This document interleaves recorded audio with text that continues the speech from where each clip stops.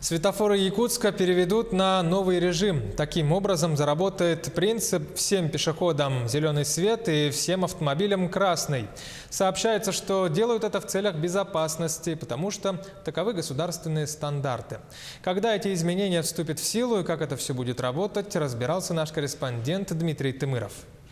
Уже в эти выходные на 3 перекрестках города Якутска светофоры перейдут на новый режим работы. Всем пешеходам зеленый свет дадут на Ильинской Билибина, 50 лет советской армии Бабушкина и Дежнева-Тимирязева. К сентябрю таких перекрестков будет уже 28.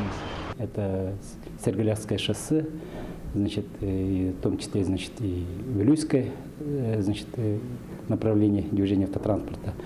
Далее, значит, у нас в районе Советской армии. Также, значит, мы предусматриваем возможность, значит, направления аэропорта в сторону, значит, Маганского тракта, в том числе, значит, у нас Хатынгурятское шоссе. Новый режим работы светофоров внедряли в Якутске еще 3 года назад, а тогда эксперимент провалился. На дорогах столицы стали появляться многокилометровые пробки, а долгое ожидание зеленого света пришлось не по нраву пешеходам. К прежнему графику вернулись уже через неделю. В этот раз решили начать с улиц, где низкий трафик. Все-таки центральные улицы пока закрывать, они будут работать как в обычном варианте, а вот сейчас все-таки начать с края города Якутска. Нововведению не совсем рады руководители транспортных компаний. Режим работы общественного транспорта придется пересматривать. После того, как будут определены перекрестки, мы просчитаем, время будет добавлено, потому что по всем ожиданиям все-таки будет прохождение данных участков с большим временем.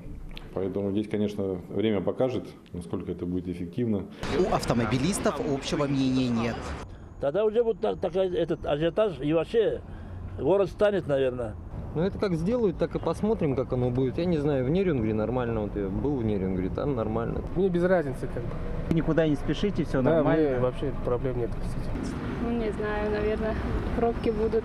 Отказаться от нового режима работы светофоров в Якутске не могут. Требования законодательства. Столичные власти заверяют, к майским праздникам обновят разметку. Переходить дорогу жители смогут по диагонали. Чиновники добавляют, пожертвовать драгоценным временем придется ради безопасности. Количество ДТП на перекрестках должно заметно сократиться. Дмитрий Тымыров, Павел Пахомов, Якутск.